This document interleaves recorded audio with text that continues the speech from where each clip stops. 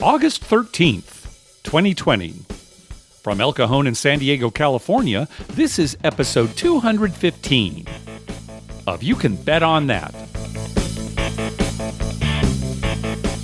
Hi, everybody. Welcome to You Can Bet on That, a podcast for the recreational gambler. My name is Mark Duvall, and sitting at his house is Dr. Mike. Hello. Yep. Well, before we get started, Mark, I want to make a little addition to last week's podcast. Okay.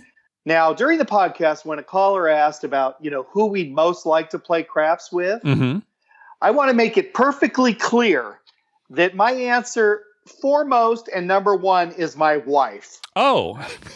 Okay. Okay. What brought this on? Well, I was brought to the attention that neither you or I mentioned our wives as who we'd like to play craps with. So due to my coronavirus dementia that I've got, I failed to mention my wife. Okay. So there you go. My top three are my wife, Jesus, and you. All right. I guess I failed to mention my wife as well, too. We didn't mention each other. I thought that kind of went without saying. But right. Yeah, we did leave our wives out, didn't we? Yeah, we left our wives out. I'm at work and I get this text. What the hell? Neither of you said your wives. Oh, that's great. So I gotta rectify that if I'm planning on sleeping in the bed for the next few weeks. Well, it's very interesting you bring this up because one of our callers actually does talk about that. Oh, really? Specific situation. Yeah, the dream table. So we'll wait until we get to that call. It's sort of related to what you just said. Not quite, but sort of related. So chances are he doesn't have my wife on the table. No. Yeah, right. Dr. Mike's wife. That would have been the great one if a listener had come up with that before you. Yeah, right. Yeah, then I would be in some deep trouble. Well, how are you feeling? Doing okay? Family okay? Doing okay. Yeah, everyone's good. Same for you guys, I assume. Yeah, doing okay. So we're weathering it. Yeah. I hope that things here in San Diego are improving. It seems as if the number of cases is down and things look good. So hopefully we'll continue on that path. Yeah, I hope so. It'd be nice to kind of get back to normal, sort of. Well, our good buddy Jim from New York was in Las Vegas in June, and he tweeted quite a bit while he was there to just let people know what was going on.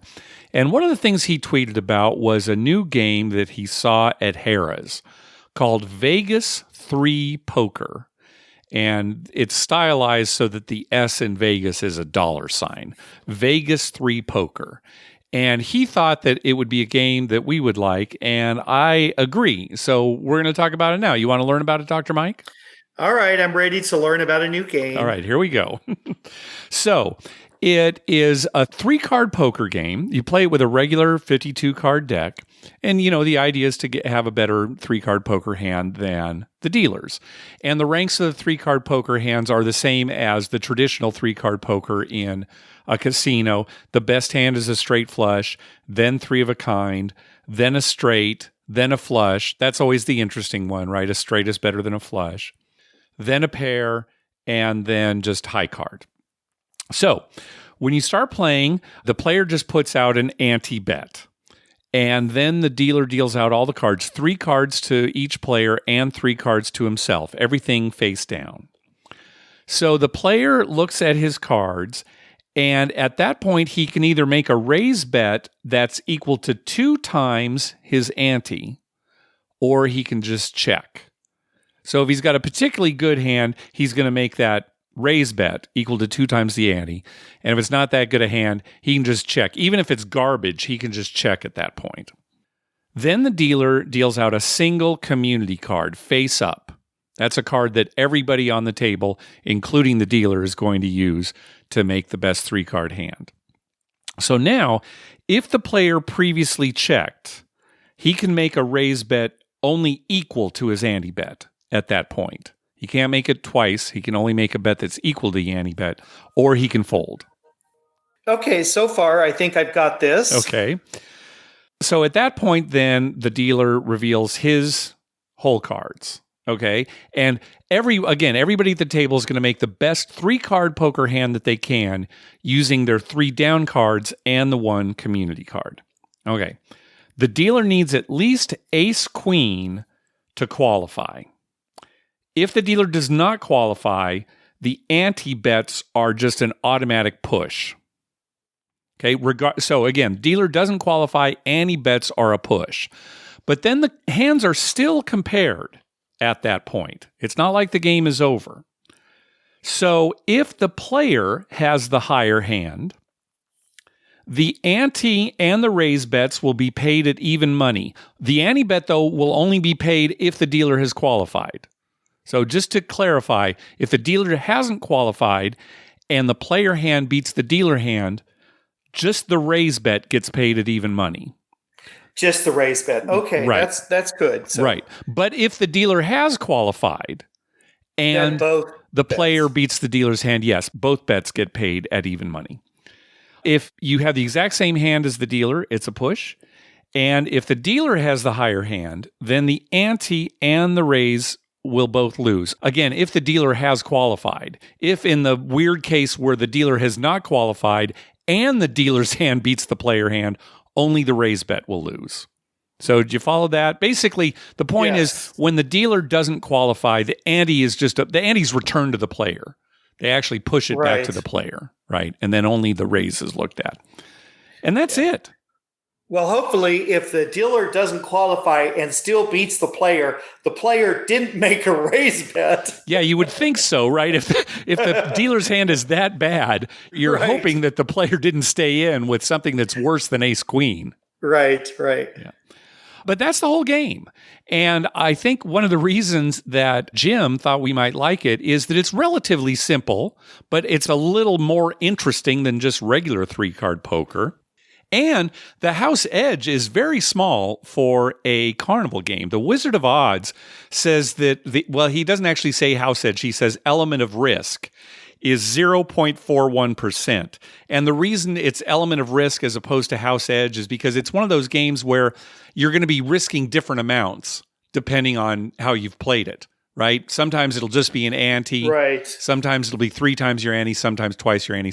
But element of risk, 0.41%. And so he thought we'd like that. Yeah, that's not bad. That sounds like a decent game. Yeah. And then according to the Wizard of Oz, here's the strategy. Before you've seen that community card, you should make the large raise, that is the 2 times ante raise.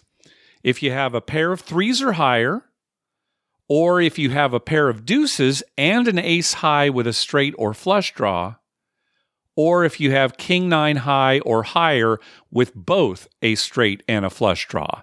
So that's kind of a lot to hear on a podcast. But if you want to try to memorize this, just go to the Wizard of Odds. Then with the small raise, if you haven't raised that first time and the community card's exposed, you're supposed to make that one-time raise with ace, queen 10 or higher when an ace is the common card, in other words, the community card, or king, queen 10 or higher when king or queen is the common card. So anyway, I know that's kind of, again, on the podcast, it's like, what, Mark, can you repeat that? No, just go to the Wizard of Odds and you can see the basic strategy. But that's the game. And there are a couple of side bets. There's a 3-card side bet and a 4-card side bet.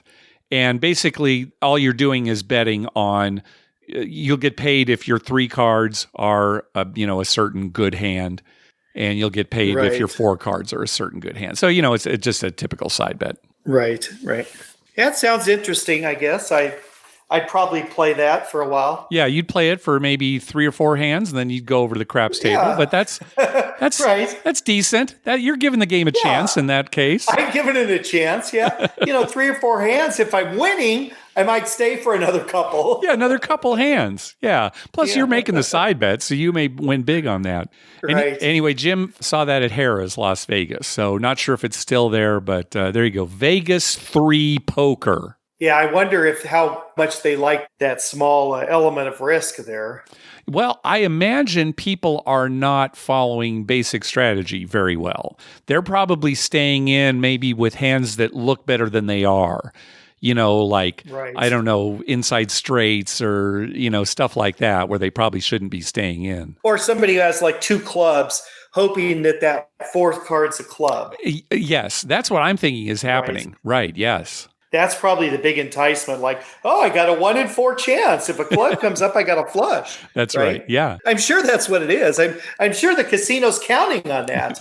Now, there's probably a pit boss standing right behind the dealer saying, well, I don't know. You got 2 clubs there. That's right. 2 clubs. You just need 1 more. Wait for that community card. The deck's full of clubs. And I mean, to really answer your question, well, I don't know that this game is going to be successful or not, right? So it really depends on how much people play it and how much money they win. But anyway, new game. So there you go. Good. Well, it's fun that they come up with new games. I like that. I like that there's always something new out there. Yeah, definitely. Hey, thanks to everyone who's been clicking through our Amazon link. Remember, whenever you're going to buy something through Amazon, please go to our page first, youcanbetonthat.com, and click through our Amazon link towards the top of the page. All right, let's get on to some voicemails. If you remember on our last episode, we told a story that a listener sent us about correcting a dealer mistake at the Pai Gow table and how the dealer would have had to pay the casino out of her own pocket if she hadn't fixed the mistake right when it happened and the casino found out about it later. Well, we got a lot of feedback about that story, including this voicemail from Casey. What's up, guys? It's Casey from SoCal here. Just listened to your latest episode and had a couple things to say about other callers' statements they had made. For one, the one with the dealer on the Pai Gow table potentially having to pay for a mispaid bet. That sounds insane. I assure you 99% of casinos would not require a dealer to pay the casino back if they mispaid a bet. I mean, you could imagine if somebody, for example, had a $5,000 bet on blackjack or baccarat and the dealer paid a push that should have been a push and they paid it as if it won or something like that. There's no way a casino could require the dealer to pay that. I mean, that's more than their wages for a couple of months. So that sounds insane. I'm curious what casino chain that caller would have worked for that would require that of the dealers, and they should all go find a job elsewhere if that really is the case, because that's just completely nutty. Secondly, you had a caller talking about video keno versus slot machine payback, and I think he's mistaken. For the most part, most casinos have keno in the high 80s to maybe up to 92, 93% return to player. And it's unlikely that they will have any slot machines that return that much unless you're talking about, dollar denomination, $5 denomination slots, which are anywhere from, $3 to $50, $100 a spin. Versus on video keno, you can expect those high 80s, low 90s returns, even betting one quarter. So anyhow, those are my 2 thoughts. I'd be curious to hear what you guys think about it. Thanks for the great show. And keep doing what you do. Good luck. Hopefully I'll catch you down at Harrah's one of these days. Yeah, good. Thanks, Casey. So that was a lot of the feedback was what, dealers having to pay for their mistakes. And Casey brings up a good point, right? What if you're in the high limit room and it's some huge mistake like that? So all we can do is tell the story like we heard it. And maybe there are some cases where dealers have to pay to make up their mistakes up to a certain point, or they're docked pay in some way. I don't know. What do you think, Dr. Mike? Well, I think if a casino was going to require a dealer to pay back mistakes, it would probably be a individual casino, right? Not a chain. Yeah. So like a small local casino where they just wanted to put the fear in the dealers, because maybe the dealer lives in that area and maybe it's a lot of locals. And so they don't want to have a situation where my neighbor comes in here a lot, and maybe I'll just, make a couple mistakes here and there. Yeah, right. Something like that. Now, I can't see a large casino corporation doing that. I mean, it just doesn't make sense. Yeah. But I could see a small casino doing that. Well, anyway, like I said, I would think that some casinos probably have some kind of policies like that in place. But I think Casey's probably right. It's not something that most casinos would do. And, maybe instead a dealer would get put on probation or get a warning or who knows. Yeah. I mean, who knows, Sure, right? Who knows? Only people who work in the industry know. And maybe they're telling us... Even some of those might not know, Yeah.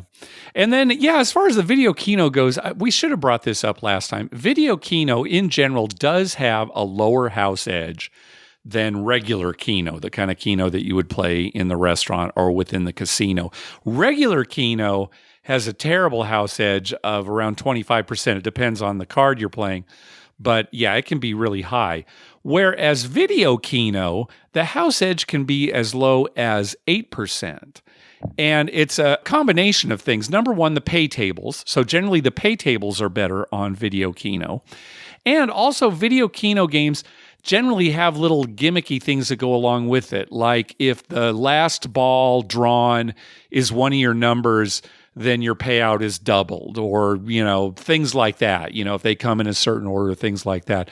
So it is true. Right. You find the right video keno machine, it can have as good a house edge as a slot machine, say. Right. The only problem with video keno is, first of all, there's no runner. And I like to see a runner come by. Mm-hmm. That's number one. Because, then you can make comments about the runner, like, where are they? Sure, right. What are they doing? I'm ready for the next game. Wait a minute, the numbers are coming up. We don't have our cards yet. Where's the runner? Right. Where's the runner? That's the fun in regular keno. Okay. Plus, you're usually at a cafe playing it. And how many times do you get to bet while you're eating? Yeah, exactly. Well, we do have another call about video keno. So let's hear from Brent. Hey guys, last episode you got a call about why anybody would ever want to play keno. And I think a lot of people get really bogged down in the idea of house advantage. Keno is one of those games where you can often play for a nickel or a quarter. I mean, if you're playing a quarter a game, you're losing 3 or 4 cents on average for each roll. And when you think about it, that's just really not much money. So although there's a large house advantage, the EV, the expected value, can be pretty small. And I also want to say, Dr. Mike, you are a bizarre person. You've got your dream craps table. You can put anyone you want at it, and you put no women, but you're super excited about having Einstein at your table because Einstein might lure some women. Remind me to never go bar hopping with you. Thanks, guys. Brent from Georgia. All right, so there you go, Mike. What do you think? Well, Brent, Einstein was a well-known woman's man. But like I said earlier, it's my wife. That's the woman I want at the table with me. All right. And again, his point is don't pick Einstein, pick women. That was his point. Yeah. All right. Marilyn Monroe. Yeah, something like Maybe that. Einstein brings Marilyn Monroe, right? Okay, all right. That's what you really wanted to say is my dream table will have Albert Einstein and his date. Yeah. All right. So, well, how many times have we said, Mark, that we don't go to Vegas for women? Let's clarify this. Even before we were married, we didn't go to Vegas for women. Women was something we did everywhere but Vegas. And as soon as we got to Vegas, it was craps. That's right, exactly. All right, good. So that's clear. Next call. Hey, Mark, Dr. Mike, it's Brian from Nebraska. Just calling with 2 different questions for you. I was in Vegas here 2 weeks ago. The first time I was playing the Mississippi Stud, and pit boss came over and said, hey, they called down and we shortchanged you $100 on a payout about a half hour before that. So I thought that was pretty cool. Didn't know if that's ever happened to you guys or not. And I'm sure I should have noticed it, but of course I didn't. And then second question, playing craps, what's your thoughts on, is it okay to buy in between the points or waiting for a new shooter? I always wait till it's a new shooter, but of course I walk up to the table and they asked if I wanted in. I said, no, I'll wait till he's done. And then he proceeded to shoot, probably 4 points, and then did buy in. And of course I lost all my money in about a round and a half of the table. So just curious what your guys' thoughts are on buying in between the points. Thanks. Bye. Yeah, we follow the etiquette that you can buy in on a come out roll. So we don't necessarily wait for the next shooter, but we will wait for a come out roll. Yeah, I usually wait until the guy makes his point. and then I buy in because that's a good time, right? There's a lot of stuff going on at that time. You're not really slowing the game down much then. No, because a lot's going on. And if a 7 comes up, if your buying in has actually caused a 7 to come up, well, that's fine because it's the come out roll. Right. And that's a good time for it. So, yeah, I think that's okay. The only time I might not do it is if it was some huge monster roll. Oh, we've got 5 points to the fire, something like that. Then I might wait just because it's like, I probably shouldn't buy in at all. But yeah, otherwise, when we go up to a table, we just sit with our money and then we wait for the come out roll. Now, Mike doesn't do that every time. I don't think we've mentioned this on the show, but I think it was before the pandemic. You just bought in the middle of a roll. You didn't even look. I swear to God, I looked and I thought, oh, he's coming out. And I don't know why I didn't see the puck. If you remember, there were no place bets, right? Yeah, there weren't many bets on the table. That's true. There were a couple people on that side, but nobody had made a place bet. So I just looked and saw no place bets, and I thought, oh, we're coming out. And I didn't even see that the puck was on 10 or something. Meanwhile, I've taken the money out of my wallet, but I've just put it in the rail there. And, I'm just kind of, my hands are folded. I'm patiently waiting. And I look over, and suddenly Mike's throwing his cash down on the felt. Yeah. Yep, that was funny. I was the Adolf that day.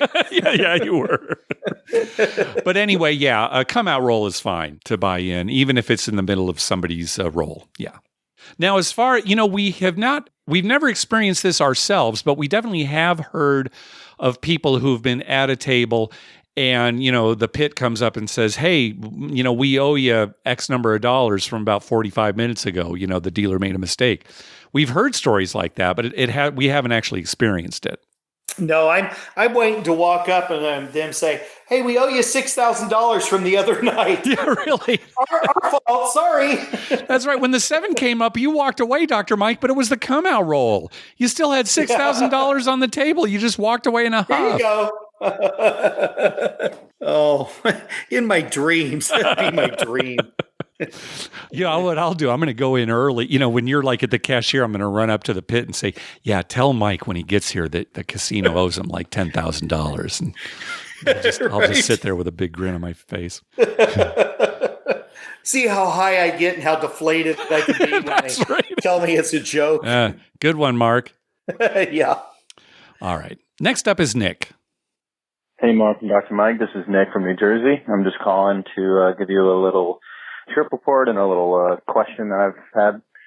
So I took a nice long walk all the way to my computer in my living room, and that's the casino that I've been visiting ever since the start of quarantine. I've had some luck at this casino, going on different trips to PokerStars New Jersey, ACR, and PokerStars home games, and I've been able to run my bankroll up to a nice $1,500 profit, which has been nice. Nice. I've seen in the recent podcast that you guys have been having your own Poker Stars home games, and was curious if you guys have ever thought about having a fun fan game with all the fans of the podcast that you guys have with You Can Bet on That. I think it'd be a really great opportunity for all of us to kind of get together and see each other without actually seeing each other, seeing how you guys play. And I've known that I listen to all your podcasts, and it's really interesting to see how you guys seem to be very good at poker, and I would love a good challenge. The other thing that I just wanted to touch base on, I was home recently, and I saw my brother, and he told me a story about a time that he went to Atlantic City and was on the blackjack table. Well, on the blackjack table, he was with his girlfriend, and there became a time where they were just playing heads up against the dealer, and my brother turns to his girlfriend and says, I think we're going to play the side bet on this one. He tells the dealer before she deals the hand, hey, I'm going to play the side bet on this one, and goes to reach for the chips. The dealer, before he's able to put the bet down, starts to deal the cards, so his hands are basically on his chips, motioning over to get in place on the side bet. And she says once the cards are out, they can no longer place the bet. Turns out once the cards were dealt, he hit I think it was the 3 queens with the hearts, which pays $1,000 to $10,000. So he missed out on a $10,000 hand because of miscommunication with the dealer. They had them check the tapes, but because the bet wasn't actually placed on the felt, they were unable to count it. I know if I was put in that situation, I'd be pretty livid. And I just wanted to get your input. Have you ever had something like that where a dealer might have cost you a significant amount of money because of a miscommunication or because they did not realize what you said? I know I would be pretty upset if I lost out on $10,000. But my brother looks at it like it happened and there's nothing. You got cut off there. I don't make side bets. Very rarely do I make side bets. Has there ever been a side bet, Mike, that you intended to make and weren't able to, and then it would have been a huge payout? No. Yeah, God, I can't think I of would anything definitely like that. remember that. The only thing I can remember is a story that I think we told on the podcast a long time ago.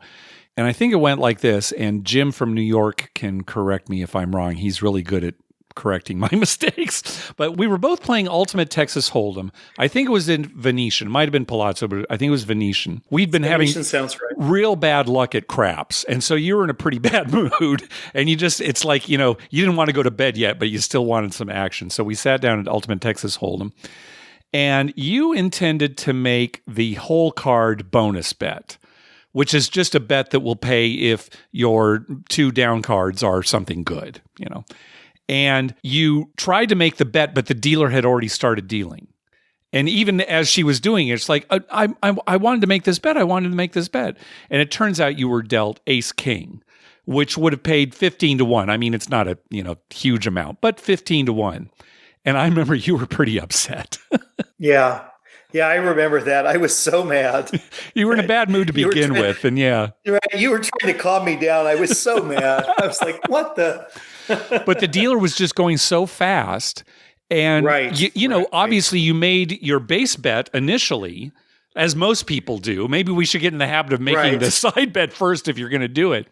But you did that, and she saw it and then just started dealing. And, yeah. Yeah, you know what? If I remember correctly, too, I made some comment to her like, could you slow down? Do you have to deal this fast? Yeah. Can you just slow down enough for us to make our bets? Yeah, she was not happy about that either. Well, and, it was just the two of us at the table, too, right? So it wasn't like there were other players. Actually, this might be good advice. If you intend to make a side bet, make the side bet first before you make the basic bet on the table. Right, because then they won't deal because they can't deal to you just a side bet. You have to make a regular bet. Right. So, they would say, what's your bet? Yeah. So, that would stop that. That's good advice. I never thought of that, but that's perfect. Yeah, I didn't either until I was just kind of saying it. Yeah.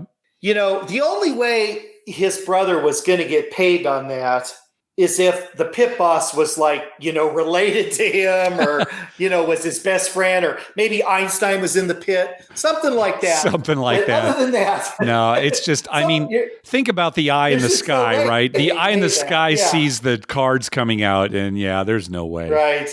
There's just no way. Yeah. Frustrating. Yep.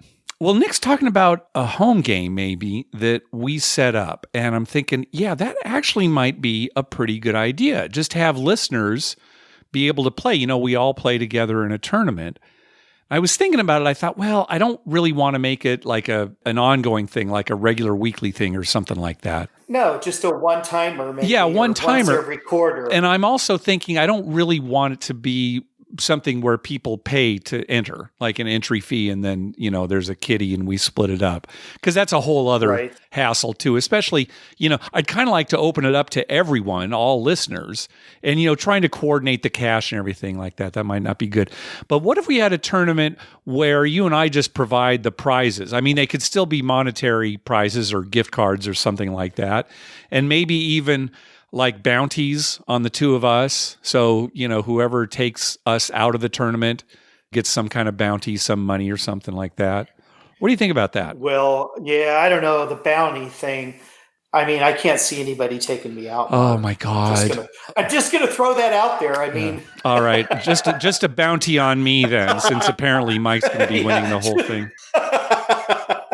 It's not that I'm not good at Texas Hold'em. Nah. It's just that it's not enjoyable. That's right. You're going to crush the game. You just hate playing it. I just hate playing it. It's just, hey, but no, that's a good idea. I like that idea. Yeah. We'll come up with something. We'll give away some prizes. Yeah. Shoot, we could get 200 or 300 people maybe playing. We'd have a big old, we'd have to allot a whole Sunday or something. Well, that's what I'm thinking is maybe a Sunday. Like maybe right before football season starts, if it does start, like the Sunday before, because, maybe people are going to get into that mode where they're, staying at home on that Sunday. Yeah, maybe, I don't know, around noon Eastern time, something like that. Let's talk about this between the two of us, Mike, before the next episode, and then maybe we'll have an announcement. In the meantime, if you want to go out and create a PokerStars account, if you don't have one, just go to PokerStars. It's absolutely free. We would be playing with play money on their home games option, where, we can specifically invite certain people to play. That's how we would do it. And it's just for play money on PokerStars. You do have to spend $20,000 in play money chips to enter the tournament, but every 4 hours you get 15,000 free play money chips anyway. You don't even have to be logged on that whole 4 hours. Just every 4 hours and you get a certain amount for just signing up, right? Yeah, I'm sure you get something for signing. I can't remember what it was. But people who are interested in maybe doing this, get your PokerStars account right now. Download the app. I think it now works on mobile devices. It used to be the home games option didn't work on mobile devices, and I think it now does. But then, maybe next episode we'll have some more details and we'll do this. It'll be fun. Yeah, the only thing with mobile devices is it seems to have some problems with that. You think so? Because I've been time problems. Oh, have you been playing on yours? No, I've been using laptop, but that's true. If you're using a mobile device and like walking around, like we've got a home game where one of the guys was on a walk and he was, doing it on his phone and it worked good sometimes, but then all of a sudden he'd be disconnected, if he lost service or something like that. But the app does at least accommodate the home games option now. Yeah, if you have a stationary computer though, it's so much better. You got a good signal. Yeah, I think so too. Yeah. Yeah, so let's think about that. Yeah, that's a great idea, yeah. Nick. That's really a good idea. We're gonna have to do that. Yeah. It might be a little hard. We might get too many people. Oh, there's no such thing. It'd just be a big tournament. But yeah, it might go on for a while. That's the thing. You're right. Yeah. About halfway through, people are just all in. Oh, I got 2-6. I'm all in. I can make a straight. Hey, now it sounds like you know how to play Vegas 3 poker. Yeah, right. All right. Next call. Hey, Mark and Dr. Mike. This is Steve from the San Francisco Bay Area. I have a northern Nevada trip report for you. Went to State Line, South Lake Tahoe, and Reno. So I took a trip on Thursday to Tahoe so I can play in the seniors event on the WSOP online. The rule is you must be in the state of Nevada or New Jersey to play. The plan was to stay at Harvey's or Harrah's and play from the room. My normal host did not respond to my room request, so I called the VIP hotline on the Caesars app about 30 minutes out, and the agent was perfect. She got me a mini suite at Harvey's and reservations for dinner at Friday Stations at Harrah's. My current level is just shy of Diamond Elite. So the casino was pretty dead when I arrived at 11 a.m. Craps was not running. I later found out that Harrah's was running the only table on day shift for $25 minimum, 3 to a side. So the online poker tourney started at 3 p.m., but the app was having trouble verifying my location as being in Nevada. Luckily, I set up the app on my phone and I walked east away from the state line. Eventually, it let me play when I walked almost to the end of the Hard Rock Casino next door to Harvey's. I was able to sit in the hotel lobby and play on my phone, but if I walked further west into the casino, the app would complain and drop me as not being in Nevada. So for about 2 hours, sitting in the lobby, I got tired and I decided to get in my car and drive further east into Nevada and just kind of look for a good parking spot to play from. As I drove east on US 50, I decided just to go down the hill into Carson City and then continue driving into Reno while playing. I eventually arrived in Reno and found Harrah's Reno all boarded up. I pulled into the Silver Legacy parking lot and checked the Eldorado properties. I went to the Eldorado first because I recalled them having the better crap dealers. Unfortunately, no tables were running. This was around 6 p.m. I decided to grab some dinner. After dinner, I went downstairs to the Silver Legacy, and I found one $15 craps table, 4 to a side. Nice thing was, the field bet was paying 3 times, 4-12. I observed the table for a while I was still playing the WSOP event. Unfortunately, I busted out about an hour later, about 75 out of the money. I bought into the table shorter than I'm used to. Since the table was playing small, I played my usual strategy, but conservative. I grinded out a nice win after starting in the hole. I do have to say I was a little self-conscious as I was cashing out because of just everybody was playing low, and I don't like to be playing the biggest at the table, basically. They did have an internal cashier station for more privacy, and I would make sure that I would use that next time if I ever came back. So back to Tahoe I drove, and I played at Harvey's and lost a few. Harvey's was $25 minimum, 3 to a side. I then headed to the Hard Rock and had a very nice session. They were running 15 minimum, 4 to a side. The next morning, I finished out my trip with a small loss at Harrah's. So in total, I had 4 casino sessions, approximately 5 hours total, for a net profit of $1,600. You know, I should really drop those morning departure sessions. Exactly. That's it, guys. Thanks a lot. Talk to you soon. Good. All right. Well, thanks for the report. Yeah, anybody who's ever been to South Lake Tahoe, Harrah's and Harvey's, they are right on the state line. I mean, there's a street that basically separates California and Nevada. And, you know, the Harrah's building is just right there. So it's just right as soon as you can get into Nevada. And so apparently, yeah, his phone couldn't absolutely guarantee he was in Nevada till he went a little more ways into the state.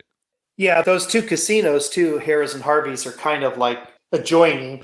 Yeah, they've got like an underground thing, don't they? It's not it goes underground, right? Not overground. It's like a tunnel to get from one to the other. I think it's like a tunnel. It's been a while. Yeah. But there is no more Harrah's Lake Tahoe, right? No, it's Harrah's Reno that closed down. Harrah's Lake Tahoe is still there. Still there, yeah. Yeah, I was sad about Harrah's Reno because that's where my wife's brother lives. And well, it was like the first one too, you know. Right, I know it's an older one.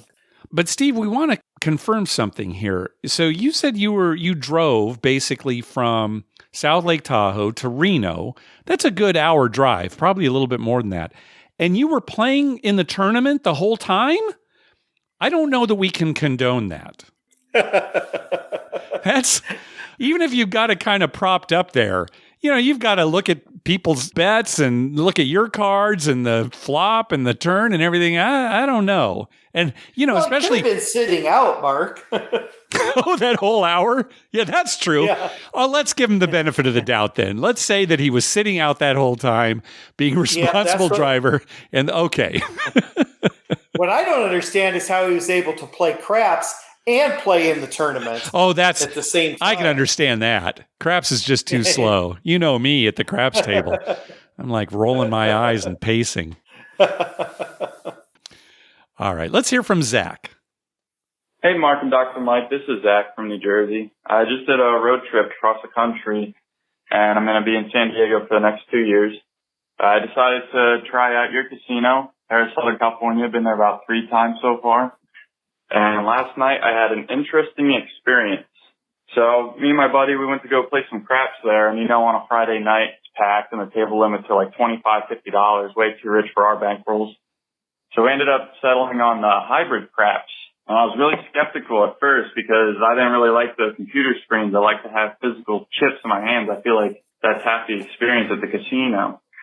And the roll was going fine. Everything was fine. And then it comes to be my roll. And I established a point on a 5. So I put down $50 odds on my 5. And then about 2 rolls later, I end up hitting the 5. And to my surprise, I look down and I'm only getting paid on my pass line, $15. So I say to the stick man, I'm like, hey man, I had $50 odds on my pass bet and I didn't get paid for it. And he basically tells me that I did something wrong. I'm like, no man, check the tapes. And he calls over the pit boss, and he basically tells me it sucks to suck. So I'm like, all right, well, maybe I did do something wrong. So I put $15 down on my pass line again, and I roll, and I establish another point of like 8 or something. And to everybody's surprise, we look down at my thing, and my pass line bet is gone. So now there's something really sketchy going on. So I tell the stick man, I'm like, hey, look, my pass line is gone now. And that's a bet that gets locked in. So there's no way I could have messed something up with that. He calls over the pit boss calls over the floor manager. And I tell him, like, hey, man, my money's just disappearing into thin air. Like, you can check the cameras that are right above us and all this. And he's going through the computer. Now, Zach got cut off there, and I don't know why, because it wasn't at the 30-minute mark, but he just got cut off. Now, it sounds like he was playing the roll to win table that they now have at Harrah's, right? And it's the one where there's a stick man, but everything else is electronic. You do roll dice. I'm laughing because he got cut off. It's like the casino's doing it to him even on his phone call. Yeah, right. The casino heard, so they cut him off. But you make all your bets, again, on an electronic pad, kind of like you do at the shoot to win table. So anyway, Zach, call back with the end of the story or catch us at Harrah's Southern California. We're usually there on Friday or Saturday nights. But Mike, I'm worried that the reason behind all this is going to be because Zach didn't realize that they were using cards along with the dice. Now, he said he had been there a couple of times, but I'm thinking he rolls on the come out roll and he establishes a point of 8. Well, what if it was 8 on the dice, but then on the cards it turned out to be a 3, right? And so that's why the pass line bet is not there anymore. I'm kind of thinking that might be it. Because anybody who sat at a roll to win table, you are kind of a back away from the table more than you are at a regular craps table. You're right, you're in a chair because the screen there. And I actually played some this last week for the first time because I was waiting to get on one of the regular tables. And I noticed that when I wasn't shooting, I wasn't even looking at the roll of the dice. I didn't want to kind of stand up and lean over. Only when I was rolling did I look at the dice. And maybe this happened to Zach, same kind of thing, where he didn't really look at the dice or even realize there were cards when he wasn't rolling. He was just looking at, the display coming up. So I might be wrong, but I'm thinking that might be what happened in Zach's case. It could be. But I'll tell you what, Zach, if you're there again on a Friday night, come up to us. Then if you have any problems, just yell out Dr. Mike and we'll get that squared away. Yeah, Dr. Mike has more pull at that casino than the floor. Or I'll just yell, winner, pay him. That's right. And the dealers, that's their cue. They pay. Yeah, right. I wish it worked that way. All right, next call. Hey, Mark and Dr. Mike. This is Brian calling from Phoenix. I'm a longtime listener, first-time caller.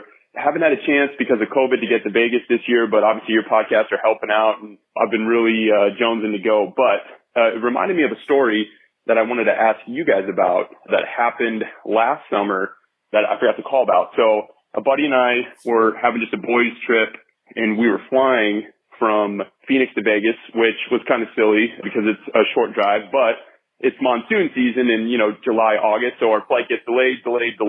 We finally get there probably about 4 hours later than what we should have. So, which is funny because it only would have took about 4 hours to drive there. Anyway, we get there. It's about midnight, 1 a.m, and I'm teaching my buddy craps. I think we're at the park, MGM, and he's doing great. He's getting it.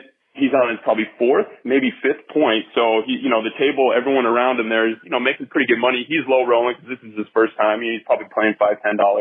And in between rolls, he spots one of the guys that we were at a layover at the airport with in between rolls. And he's like, hey, he calls out, the guy to bring him over here. He doesn't hear him. But the pit boss, recognizing, what he's doing, he calls this guy over, this random guy we were, having a drink with at the airport.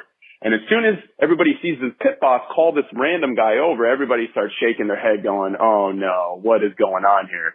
And sure enough, just like in anything you can think of, the very next roll, he sevens out. So, and at the table, just this, group grunt and sigh going, So, of course, I was laughing. I'm telling him, you probably want to keep that mojo going on the table. He, first time he didn't really understand it. But with that being said, I'm sure you guys have some similar stories like that. Is there something that you guys have done or someone's done something like that at the table before? Thanks. Bye. Hey, all the players could have called their bets off. That was an option that every player had. That's Mark's usual answer to that.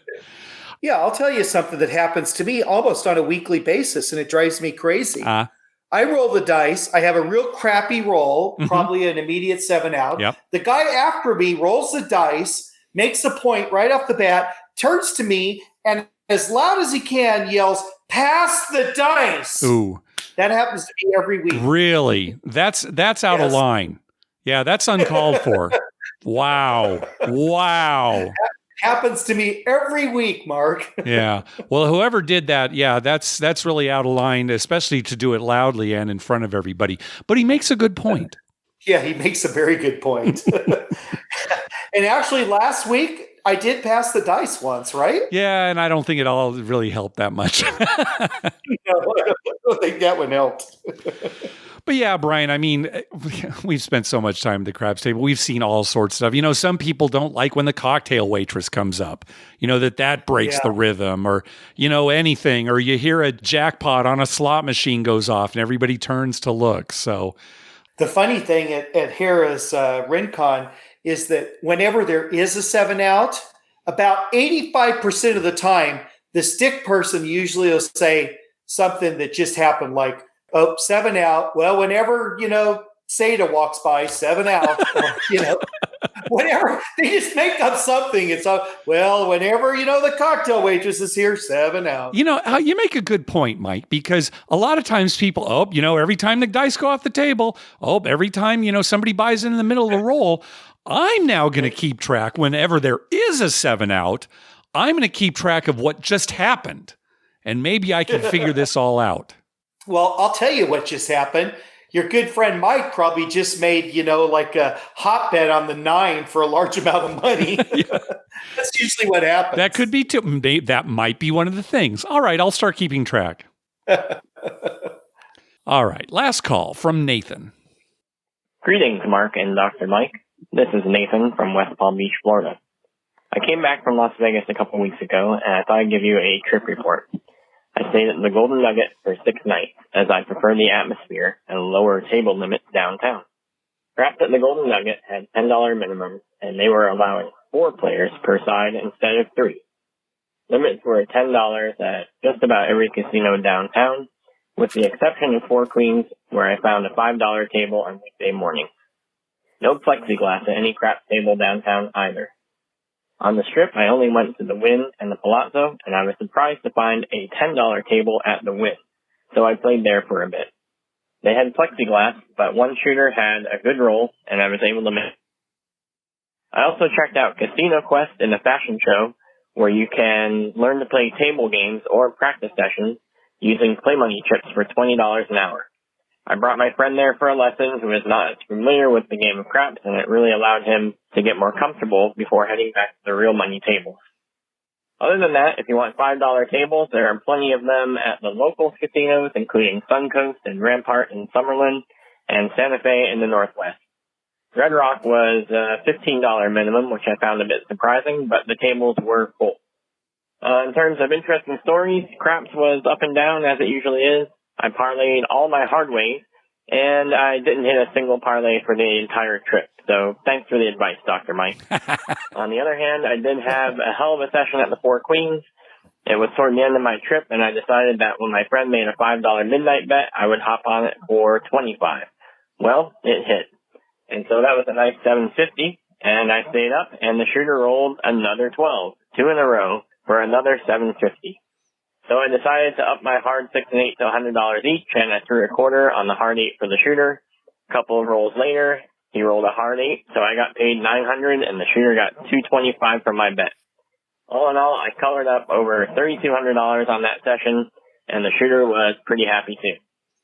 So that was Vegas. Overall, enjoyed the trip. All but one of my favorite restaurants was open, and if anything, had shorter than normal wait times. It was nice having the extra space at the tables, and I had no problem getting on, and my friend and I even had our own pod to ourselves on the high roller. So I'm headed back there in a couple of weeks for a quick trip. Hopefully I'll have some more good luck. And also I started a YouTube channel about craps called Pay the Line, so feel free to check it out. I built a small craps table for the channel, and I've been teaching my 8-year-old daughter how to play. So the other night, I told my daughter that she had to do some chores to earn some money to buy this game she wanted, and her response was, "Aw, Dad, can't I just earn it at the craps table?" So I've either raised her right or really screwed up. I'll let you decide. Okay, bye for now. All right, what do you think of Nathan as a father there, Dr. Mike? Father of the year, my friend. Father of the year. Yeah, I thought that might be the case. Well, you got to get him started at 8. Otherwise, how are they going to run the crap game in junior high? Yeah, that is a very good point, Dr. Mike, that I didn't think of. Thank you for saying that out loud. I mean, it's just too late to start him in 7th grade or something. You got to start early. You really got to start early. Yeah, before you know it, they're in high school and they haven't hosted one craps game. All of a sudden, she's like turned 16 and she buys the Mercedes or something with her money she's running the craps game. That's a good girl. Yeah, he talked about Casino Quest and Fashion Show Mall. I don't think we've mentioned this before. It's a place where you can go and basically learn the games, play the games, not for real money, just for play, without the pressure of actually being in a casino. So they'll go slowly for you. They'll explain the different bets. It's kind of nice. $20 an hour. I think they have some deals where it can get down to $15 an hour or something like that. But yeah, you just go in and they've got all the major games. And, if you've got questions, they'll answer them. They'll teach you how to play. And not a bad deal, especially if you're alone. It's one thing if you go maybe with a buddy who knows how to play and can tell you. But if you really don't know and you want to learn, not a bad choice. Casino Quest. Again, they're at Fashion Show Mall. Yeah, I think that's not a bad deal, especially if you're a novice. Yeah. And like you said, you don't have anyone to really teach you. Then, that's a perfect scenario. Yeah, right? Yeah, not bad. All right, well, that's going to do it for this episode. We want to thank some people for some recurring PayPal donations.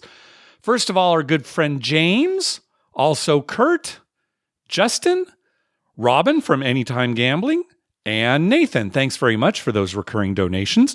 Also, a donation from Brandon. Karma donation for my birthday trip to Vegas on August 16th.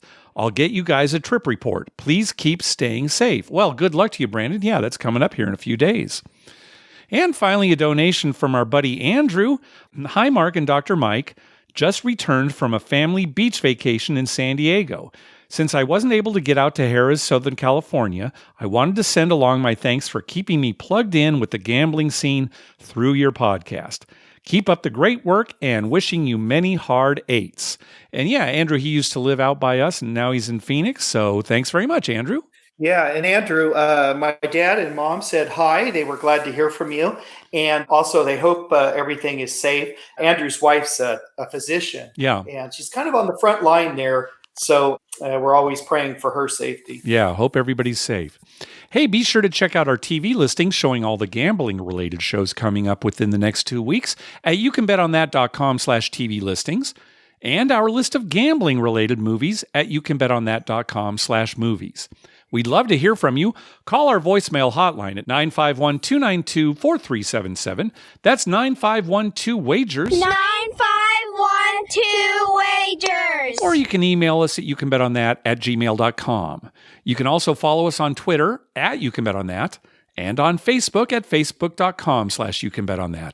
Finally, please go to your favorite podcast app and write a review on us. We love getting your feedback. What do you got for us, Dr. Mike? Well, Mark, I just want to make note that we had a winning session out at Harrah's Rincon this last weekend. Yes, we did. And it was never in doubt. I mean, we were up from the get-go, and it just stayed up. We never really were in any danger. It's good. And, it's funny because on the drive up, I said, Mike, let's just have fun tonight. I hate when we go out there and we dig such a big hole for ourselves initially, and then all we're trying to do is get our money back. Let's just go and have fun. And we did. Yeah, that was good advice, Mark. It's always important to have fun. Yep. It's sometimes hard to have fun when you're down $1,000 on the second shooter and you're thinking, what the hell?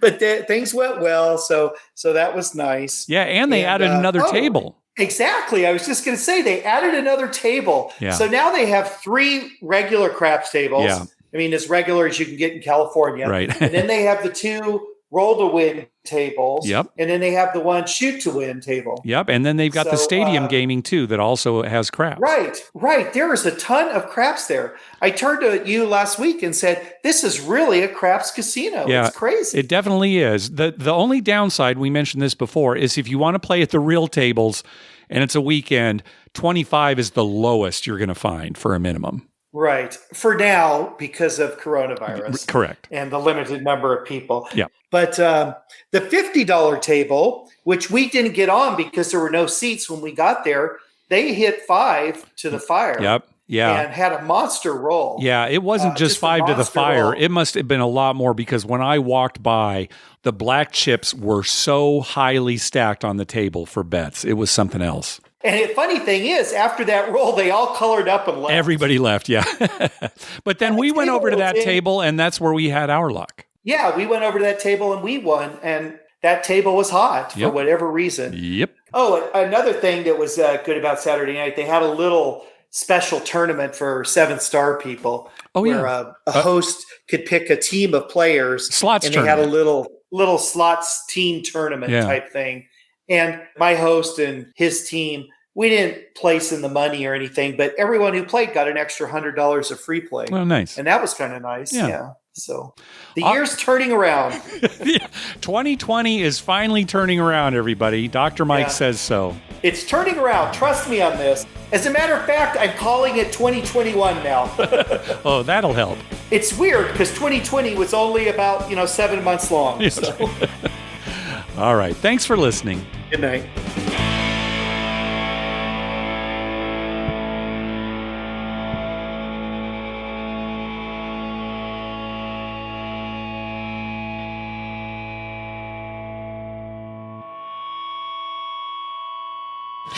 Oh, sweet mother, I love you, Dr. Mike.